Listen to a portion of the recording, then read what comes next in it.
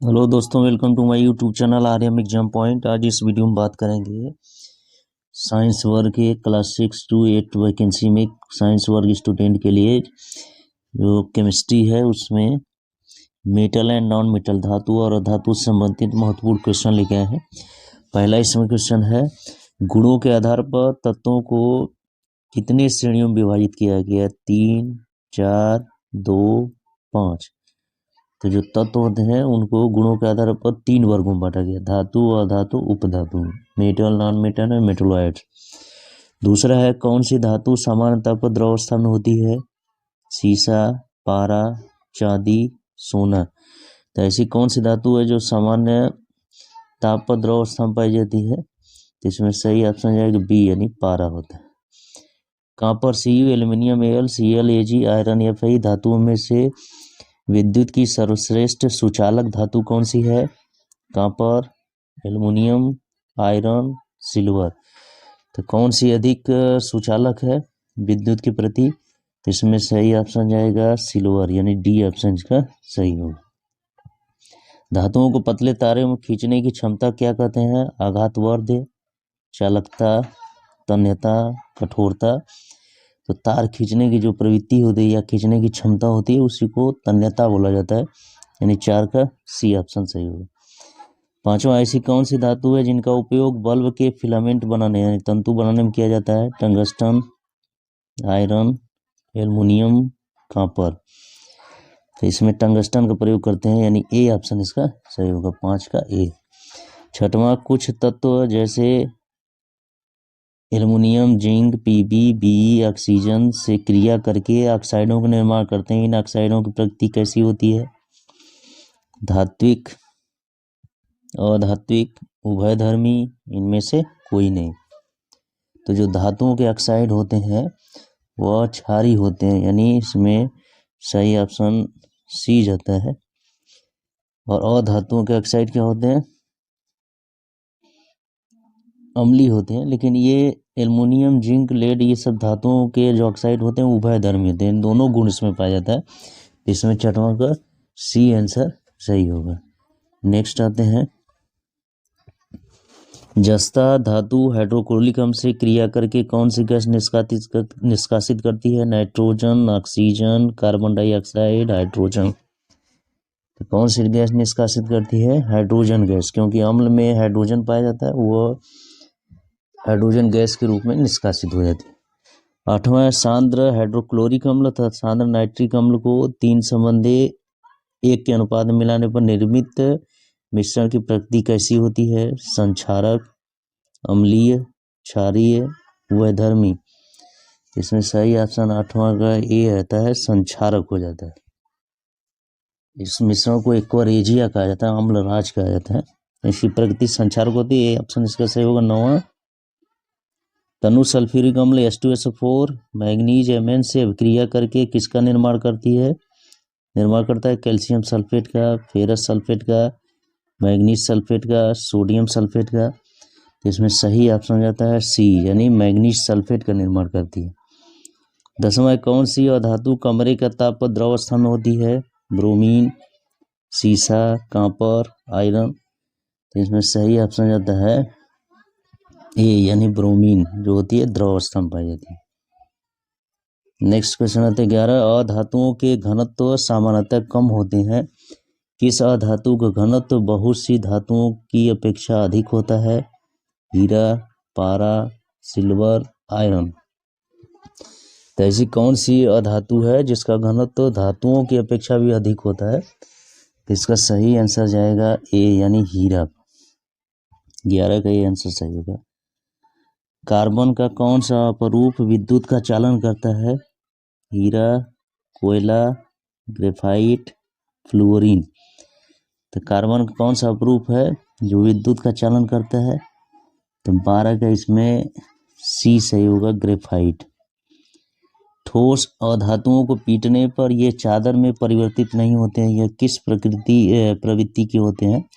भंगूर, तन्य, प्रत्यास्थ, लचीली।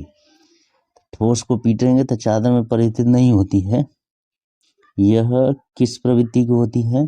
तो इसमें सही ऑप्शन आ जाता है भंगूर प्रवृत्ति।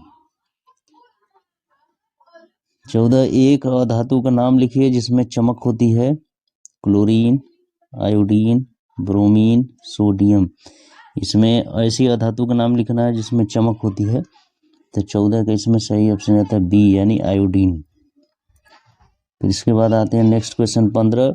उपधातु किस प्रकार के गुण प्रदर्शित करते हैं? धातु के, अधातु के, उपधातु के, ये सभी। तो जो उपधातु होते हैं वे धातु और अधातु दोनों के गुण प्रदर्शित करते हैं। तो 15 का ऑप्शन इसका डी होगा, ये सभी, क्योंकि उसमें उपधातु भी आ गया है। 16 अमलगम क्या होते हैं? धातु, अधातु, मिश्र धातु, उपधातु। तो जो अमलगम होते हैं वो मिश्र धातु होते हैं, यानी सी ऑप्शन सही होगा कि किसी भी धातु का मरकरी के साथ जो विलयन बनता है मिश्रण, उसे वो अमलगम कहते हैं। तो वो मिश्र धातु की श्रेणी में आता है। अब इसके बाद 17 क्वेश्चन आते हैं। जर्मन सिल्वर का संगठन है। तो इसमें देखिए जर्मन सिल्वर जो होता है उसमें जिसमें सिल्वर नहीं होगा उस जर्मन सिल्वर में सिल्वर नहीं पाया जाता है। तो इसका सही संगठन इसमें ए ऑप्शन सही होगा। कॉपर 50% होता है, जिंक 35% और निकिल 15%, यानी 17 का ए ऑप्शन इसका सही होगा। नेक्स्ट क्वेश्चन आता है। धातुओं के किस भौतिक गुण के कारण इन्हें मंदिरों या विद्यालयों में घंटी को बनाने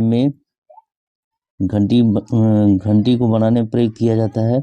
पहला है तन्य गुण, ध्वनि गुण, कठोरता, इनमें से कोई नहीं। तो किस गुण के कारण इनका प्रयोग मंदिरों और विद्यालयों में घंटी बनाने में किया जाता है? इसका 18 का बी ऑप्शन सही होगा, ध्वनि गुण, यानी आपस में टकराती हैं तो आवाजें उत्पन्न करती हैं। 19 है। सोडियम यानी को केरोसिन में डुबाकर क्यों रखा जाता है? कि सोडियम अत्यधिक क्रियाशील है, सोडियम निष्क्रिय धातु है, सोडियम अधातु है, सोडियम वायु से क्रिया कर CO2 देती है। तो इसका सही ऑप्शन 19 का ये आता है कि ये अत्यधिक क्रियाशील होती है, इसलिए इसको केरोसिन में डुबाकर रखा जाता है। हवा में रखेंगे तुरंत ये जलकर विस्फोट कर जाता है, समाप्त हो जाता है। 20 है। धातुओं की वायु से क्रिया का एक उदाहरण है। धातुओं की वायु से क्रिया का एक उदाहरण है। C+O2 gives C2O, Cu+O2 Cu2, Zn+C2, CrO3 plus Al, Al2O3 plus Cr।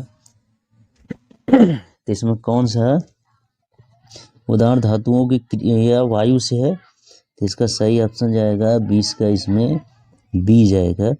वायु का मतलब ऑक्सीजन से क्रिया हो रही है, ये धातु हो गया कॉपर, उसका ऑक्साइड बनता है, बी ऑप्शन सही है। 21 आते हैं। किन अम्लों के मिश्रण को प्लेटिनम धातु को गलाने के लिए प्रयुक्त करते हैं?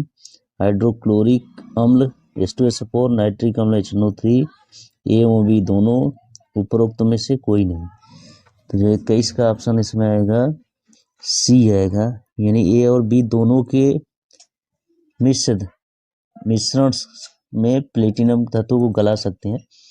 H2SO4 HNO3 के मिश्रण है। 22 है। ऐसी कौन सी धातुएं हैं जिन पर सरलता से जंग नहीं लगता है?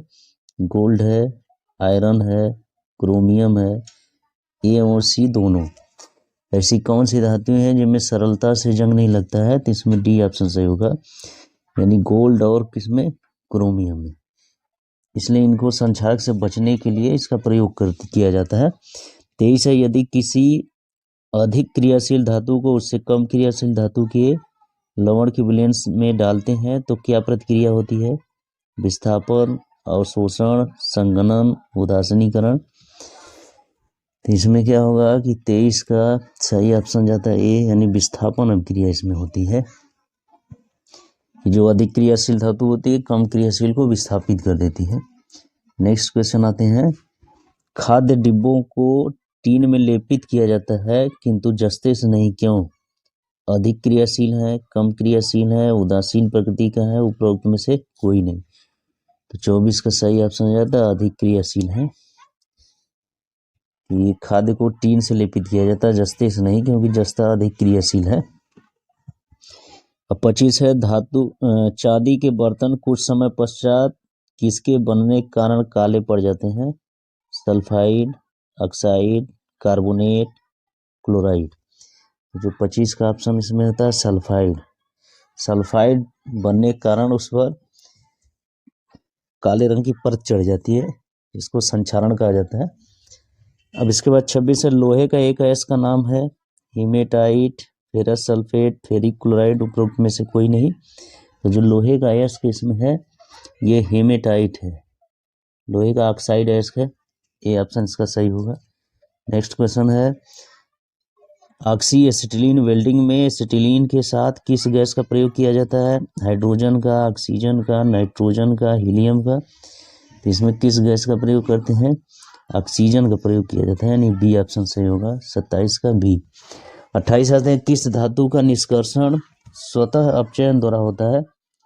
स्वतः अपचयन द्वारा होता है सिल्वर का, आयरन का, कॉपर का, गोल्ड का। इसमें सही ऑप्शन आता है 28 का सी, यानी कॉपर का स्वतः अपचयन द्वारा निष्कर्षण होता है। 29 है, धातुओं के विद्युत परिशोधन में शुद्ध धातु के एनोड तथा अशुद्ध धातु के एनोड तथा शुद्ध धातु की पत्ती कैथोड बनाया जाता है। यह विधि किस धातु के लिए उपयोगी है? आयरन के लिए, एल्युमिनियम के लिए, कॉपर के लिए, सिल्वर के लिए। तो इसका सही ऑप्शन जाता है 29 का बी जाता है, यानी एल्युमिनियम के लिए उपयुक्त है, उपयोगी है। 30 है, जब अशुद्धियां अयस्क से भारी हो तो अयस्क के सांद्रण के लिए कौन सी विधि प्रयुक्त की जाती है? स्वतः अपचयन विधि, शोधन विधि, विद्युत अपघटन विधि, गुरुत्वीय पृथक्करण विधि। इसमें सही ऑप्शन जाता है डी, यानी गुरुत्वीय पृथक्करण विधि का प्रयोग किया जाता है। जब अशुद्धियां अयस्क से भारी हो तो गुरुत्वीय पृथक्करण विधि का प्रयोग करते हैं। नेक्स्ट क्वेश्चन आते हैं, वही है डी, इसमें गुरुत्वीय पृथक्करण विधि। 31 है, इसमें कॉपर मैट किसे कहते हैं? Cuprous sulphide, sodium sulphide, ferrous sulphide, A और सी का मिश्रण। तो जो कॉपर मैट होता है वो क्या होता है कि ए और सी का मिश्रण होता है, डी ऑप्शन सही होगा, यानी क्यूप्रस सल्फाइड और फेरस सल्फाइड का दोनों मिश्रण होता है। क्यूप्रस सल्फाइड क्या होता है? CuTs, और फेरस सल्फाइड FeS, ये दोनों के मिश्रण को क्या कहते हैं? मैट बोला जाता है, कॉपर मैट। नेक्स्ट क्वेश्चन आते हैं, सल्फाइड अयस्कों के सांद्रण में प्रयुक्त विधि का नाम बताइए। प्रगलन विधि, शोधन विधि, फेन प्लवन विधि, विद्युत अपघटनी विधि। इसमें सही ऑप्शन जाता है सी पर, यानी फेन प्लवन विधि। फेन प्लवन विधि द्वारा या झाग प्लवन विधि द्वारा इसका सांद्रण करते हैं, सी ऑप्शन सही होगा। 33 क्वेश्चन है, एस्बेस्टस किसका अयस्क है? आयरन का, एल्युमिनियम का, कॉपर का, मैग्नीशियम का। तो 33 का सही ऑप्शन आता है डी, यानी एस्बेस्टस जो है मैग्नीशियम का अयस्क है, तो डी ऑप्शन सही होगा। इस तरह से हम लोग देखिए कुल 33 क्वेश्चन इसमें सॉल्व किए, जो कि धातु और अधातु से संबंधित बहुत ही महत्वपूर्ण क्वेश्चन है। यदि ये वीडियो अच्छा लगे तो मेरे चैनल को सब्सक्राइब करें, वीडियो को लाइक शेयर करना न भूलें। Thank you.